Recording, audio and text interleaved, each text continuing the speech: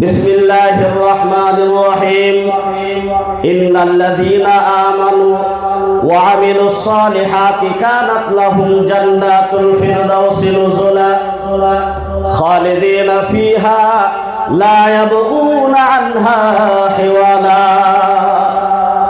আল্লাহ তাআলা বলেন, নিশ্চয় ঈমান যারা আনছে তারপরে নেক আমল করেছে, আমি আল্লাহ তাআলা ঈমানদারের ভিতরে যে দুইটা গুণ মুমিন আছে, এই মুমিনের দুইটা গুণ যদি মুমিনের ভিতরে যদি থাকে, আমি আল্লাহ তাআলা তাদের জন্য জান্নাতুল ফিরদাউস রিজার্ভ করেছি। সুবহানাল্লাহ। মুমিন হওয়ার পরে এক নাম্বার গুণ নেক আমল, তার ভিতরে ঈমান কিরম পুখতা থাকতে হইব বন্ধুগণ। মিশরের বাদশা জামাল নাসের ওই যুগের মাধ্যমে বন্ধুগণ শহীদ সৈয়দ কুতুব তাফসীরে জিলালিল কুরআন লেখার কারণে যেই সময় মিশরের মাধ্যমে মুসলমানকে লাঞ্ছিত বঞ্চিত করা হইতো, আগুনের মধ্যে জ্বালায়া দেওয়া হইতো, গর্ত করে মুসলমানকে গর্তের ভিতরে ফালায়া মাটি দিয়া জিন্দা দাফন করে দেওয়া হইতো, এই সময় শহীদ সৈয়দ কুতুব রাহমাতুল্লাহি আলাইহি কলম হাতের মাধ্যমে নিলেন, কোরআনের ব্যাখ্যা লেখা আরম্ভ করে দিলেন। ওই কোরআনের ব্যাখ্যা জায়গা জায়গার মাধ্যমে বস্তি বস্তি গায়ে বয়ে যুবকদেরকে আহ্বান করে তাদেরকে কোরআনের ব্যাখ্যা বুঝাইলেন, কলিমার অর্থ তাদেরকে বুঝাইলেন। যুবকরা যখন ঈমান তাজা হয়ে গেছে, তারা সারা যুবক একত্রিত হয়ে মিশরের জমিনের মাধ্যমে নাইমা গেছে। নাইমা এক আওয়াজ দিচ্ছে, জিনাগার যে জিনা করছে তাকে হত্যা করতে হবে, যে চুরি করে তার হাত কাটতে হবে, জালিম যে মজলুমকে অপমানিত করে মুসলমানদেরকে শাস্তি দেয়, এর জালিম বাদশাকে মিশরের জমিনের মাধ্যমে ওয়ান ক্যামেরার মাধ্যমে হত্যা করে ফেলতে হবে। বাদশা জামাল নাসের মিশরের প্রাইম মিনিস্টার ছিল। ওই সময় নিজের জানকে রক্ষা করার জন্য বাঁচাইবার কারণে শহীদ সৈয়দ কুতুব রাহমাতুল্লাহি আলাইহিকে ধরে জেলখানার মাধ্যমে বন্ধ করে দিয়েছে। বন্ধুগণ দেখেন ঈমানের কত পাওয়ার, ঈমান কত দামি সম্পদ। যে ব্যক্তি একবার ঈমান আনছে, তার উপরে যত জালিম জুলুমের ইষ্টিগুলার চালানো হোক না কেন, বন্ধুগণ মাফি মাথা নত তো দরের কথা, গলার মাধ্যমে ছুরি আসলেও ঈমান কখনো ঈমানটাকে মাথা নত করতে দেয় নাই। সুবহানাল্লাহ। কিতাবের মাধ্যমে লেখা জামাল নাসের শহীদ সৈয়দ কুতুব রাহমাতুল্লাহি আলাইহিকে জেলখানার মাধ্যমে বন্দী করে দিয়া বন্ধুগণ তার শাস্তি কি দিবে? পাগলা কুকুরকে জেলখানার মাধ্যমে ছাইরা দিছে, যাতে করে পাগলা কুকুর যাতে শহীদ সৈয়দ কুতুবকে কামড়ায়া তার জেলখানার মাধ্যমে মেরে ফেলে। বন্ধুগণ আধা ঘন্টা সময় হয়ে গেছে।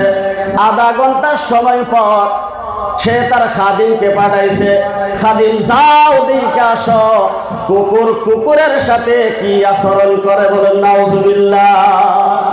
বলে যাও দেখে আসো কুকুর জেলখানার মাধ্যমে কুকুরের সাথে কি আচরণ করে। খাদিম জেলখানার সম্মুখে হাজির হয়ে গেল। দরওয়াজা দিয়া তাকায়া দেখে আশ্চর্য ব্যাপার, যে পাগলা কুকুরকে শহীদ সৈয়দ কুতুবকে আক্রমণ করার কারণে, শহীদ সৈয়দ কুতুবকে কেটে ধ্বংস করার কারণে, মারার কারণে যে পাগলা কুকুরকে জেলখানার মাধ্যমে ছাইরা দেওয়া হয়েছে, শহীদ সৈয়দ কুতুব মুসাল্লা বিছায়া কিবলামুখী হইয়া নামাজ পড়তেছে, সাজদার মাধ্যমে গিয়া কারে জানি ডাকতেছে, আর পাগলা কুকুর শহীদ সৈয়দ কুতুবের চতুর্দিকে ঘুরে ঘুরে শহীদকে পাহারা দিতেছে। সুবহানাল্লাহ। তার ঈমানের পাওয়ার ছিল, আর আমরা ঈমানের পাওয়ার। যুবকরা কোরআন মানছে, এখন যদি যুবকরা এখনো যে আল্লাহ শহীদ সৈয়দ কুতুবকে জেলখানার মধ্যে রক্ষা করছে, সে আল্লাহ কি এখনো নাই গো? কিন্তু সিরা লাগবো বন্ধুগণ। শুধু তাই নাই, ওয়ার্ডার হয়ে গেছে।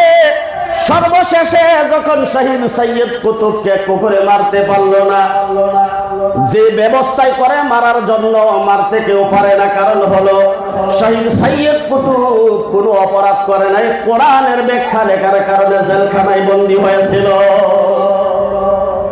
সর্বশেষে ফাঁসির অর্ডার হয়ে গেছে, দিন তারিখ ঠিক করা হয়েছে।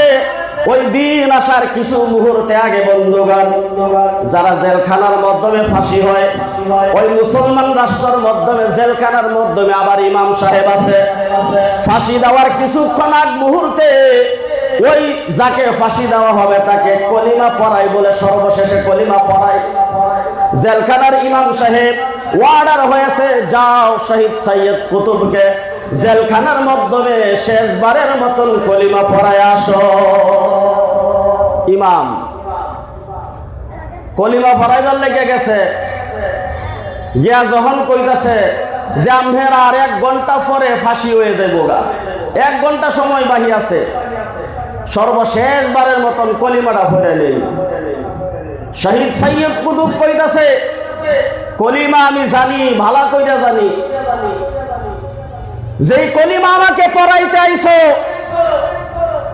যেই কলিমা আমাকে পড়াইতে আইছো, জেলখানার মাধ্যমে তোমাকে ইমাম রাখা হইছে, দামি মোটা বেতনে তোমারে রাখাইছে, যাদের ফাঁসি হয় তাদেরকে কলিমা পড়াইতে সরকারে তোমারে বেতন দেয়, আর এই কলিমার ব্যাখ্যা লেখার কারণে আজকে সরকারে আমাকে ফাঁসির মঞ্চে দাঁড়াই করে দিয়েছে।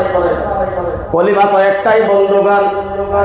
তার বন্ধুগণ, জেলখানার মাধ্যমে যে ইমাম সাহেব শহীদ সাইয়্যিদ কুতুব রহমাতুল্লাহি আলাইহিকে সর্বশেষ কলিমা পড়ার জন্য যখন নির্দেশ দিয়েছে, বলে একটাই কলিমা, যেই কলিমা তুমি আমাকে পড়াইতে আইছো, এই কলিমার ব্যাখ্যা লেখার কারণে আজকে আমার ফাঁসির অর্ডার হয়ে গেছে।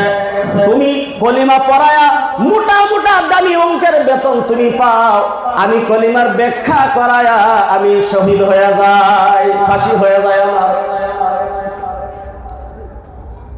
মিশরের প্রেসিডেন্ট জামাল নাসের বলতেছে, শহীদ সাইয়্যিদ কুতুব শুনো, তুমি যদি সমস্ত মিশরের বাসিন্দার সম্মুখে যদি তুমি ক্ষমা চাইতে চাও, ক্ষমা যদি চাও, আমার কাছে যদি ক্ষমা চাও, আমি তাফসীরে জিলালিল কোরআন দেখে আমি ভুল করেছি, অন্যায় করেছি, মাআরিফু ফিত তারিক এই কিতাব লেখা আমি ভুল করেছি, যুবকদেরকে জান্নাতের রাস্তা দেখায় আমি ভুল করেছি, যুবকদের চোখ খুইলা দিয়ে আমার অন্যায় হয়েছে, এই কিতাব যে তুমি লেখছো, সমস্ত জনগণের সামনে একটা কথা তুমি বলবা যে আমি এই কিতাব লেখছি, এই কিতাবের মধ্যে যা কিছু আছে সব কিছু ভুল তথ্য লিখেছি।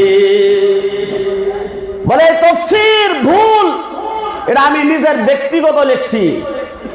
এখন যদি আমরা রে কইতো যে ফাঁসির অর্ডার হয়ে গেছে গা, 1 ঘন্টা মাত্র বাহি, যদি মাপ চাইবার লেগে কইতো, তাহলে আমরা কি করতাম গো?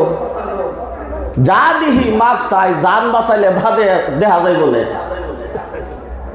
দেখেন তাদের ঈমান কত পুক্তা।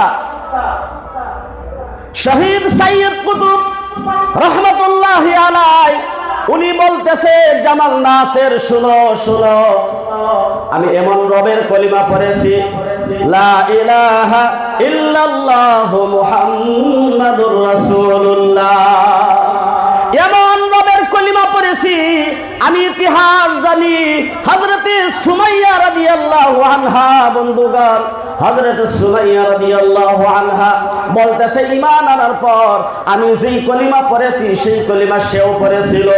সর্বশেষে তাকে কলিমার পড়ার অপরাধে তার বাড়ির সম্মুখে একটা মোটা গাছের মাধ্যমে বাইন্দা বল্লম দিয়ে আঘাত করা আরম্ভ করেছিল। তার সন্তানেরা চতুর্দিকে তাকায়া মার অবস্থাগুলো দেখতেছে। বন্ধুগণ দেখেন মার ঈমান কত পুক্তা। মা 2 হাত বান্দা, পাও বান্দা, শরীরটা গাছের লগে মোড়ায়া বান্দা আঘাত করতেছে। মা বলতেছে, সন্তান শুনো শুনো শুনো, আমার মায়ের দেখে, আমার চোখের পানি দেখে, আমার অত্যাচার দেখে তোমরা কখনোই ওই জালিমের সম্মুখে মাথা নত করিও না। তোমার মা, আমি তোমার মা কইতেছি, তোমার মার এই লাঞ্ছিত বঞ্চিত মায়ের দূর দেখা, কষ্ট দেখা জালিম বাদশার কাছে দেখো মাথা নত করিও না। এই কলিমা পড়ি নাই, এই কলিমার মাধ্যমে পড়ার পরে ইমানের মাধ্যমে যদি ইমানটা মজবুত থাকে বন্ধুগণ, ধৈর্য যদি থাকে, তাহলে জান্নাত তার জন্য ওয়াজিব হয়ে যায়। সুবহানাল্লাহ। হযরতে সুমাইয়া রাদিয়াল্লাহু আনহা বন্ধুগণ সর্বশেষে যখন দুনিয়া থেকে বিদায় হওয়ার সময় হয়ে গেছে, ডাকতেছে আল্লাহ, আল্লাহ আমি সহ্য করতে পারি না, আল্লাহ আমি আর সহ্য করতে পারতেছি না। তুমি বলছো কলিমা পড়ার পর যারা ইমানের মাধ্যমে টিকে থাকবে, সুম্মা কাসাত কুলুবুকুম, যারা ইমানের মাধ্যমে মজবুতি বানাইবে, আল্লাহ তুমি তাদের জন্য পুরস্কার রাখছো।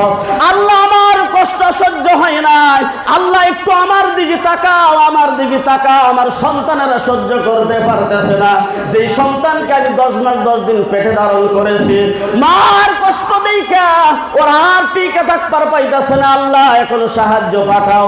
আল্লাহ বলতেছে সুমাইয়া শুনো, ধৈর্য যদি ধরেছো আর একটু সময় ধৈর্য ধরো, আমি ফেরেশতা তোমার সম্মুখে পাঠাইতেছি। বন্ধুগণ আল্লাহ তাআলার হুকুমে হযরত আজরাইল আলাইহিস সালাম কে আল্লাহ তাআলা বললেন, আজরাইল শুনো, সুমাইয়া দুনিয়া থেকে বিদায় হবে, কিন্তু বিদায় হওয়ার সময়টা হবে ভিন্ন। সারা দুনিয়ার মানুষের জান কবজ করা যেইভাবে, সুমাইয়ার জান এইভাবে কবজ হবে না। ডাকতেছি আল্লাহ ফেরেশতা শুনো, এই যে জান্নাতটা উঠায়া তুমি হযরতে সুমাইয়ার সম্মুখে নিয়ে হাজির করে দাও। সুমাইয়ার শরীরের মাধ্যমে সাথে হাত দেওয়া লাগে না, সুমাইয়া নিজে ইচ্ছা সহিত হাসতে হাসতে যাতে জান্নাতের মধ্যে প্রবেশ করে। অর্ডার করছে কে লাগো? আল্লাহর অর্ডার। আল্লাহ তাআলার হুকুমে হযরতে আজরাইল আলাইহিস সালাম জান্নাতটা উঠায়া হযরতে সুমাইয়ার সম্মুখে রাখা দিয়েছে। মা একটা ডাক দিছে, সন্তান, আমার সন্তান, ধৈর্য ধরো, ধৈর্যর বহুত গুণ, মার খাও, ধৈর্য ধরো, মার খাও, কিন্তু জালিমের সম্মুখে মাথা নত করিও না।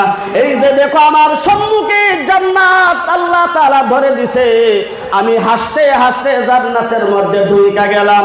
এইভাবে যদি সন্তান তোমরা ঈমানের পরীক্ষার মাধ্যমে পাস করতে পারো, আল্লাহ তাআলার জান্নাত তোমাদের জন্য ইন্তজার করবে। সুবহানাল্লাহ। ইতিহাসের মধ্যে লেখা, 2 জন সন্তান মার অবস্থা যখন দেখছিল, যাওয়ার সময় মার মুখের মাধ্যমে হাসি, মা হাসতেছে, বলে শুধু হাসি নাই, এমন একটা ঘ্রাণ আমাদের নাকের মাধ্যমে লাগছে, যে ঘ্রাণ আর কোনোদিন আমরা নাকের মাধ্যমে লাগছে দেখি নাই। তো এরকম একটা ঘ্রাণ আমরা পাইছি, অর্থাৎ জান্নাতের ঘ্রাণ হযরতে সুমাইয়া রাদিয়াল্লাহু আনহার সন্তানেরাও দুনিয়া থাকতে পাইছে। সুবহানাল্লাহ। আর আমাদের ঈমান কত পুখতা।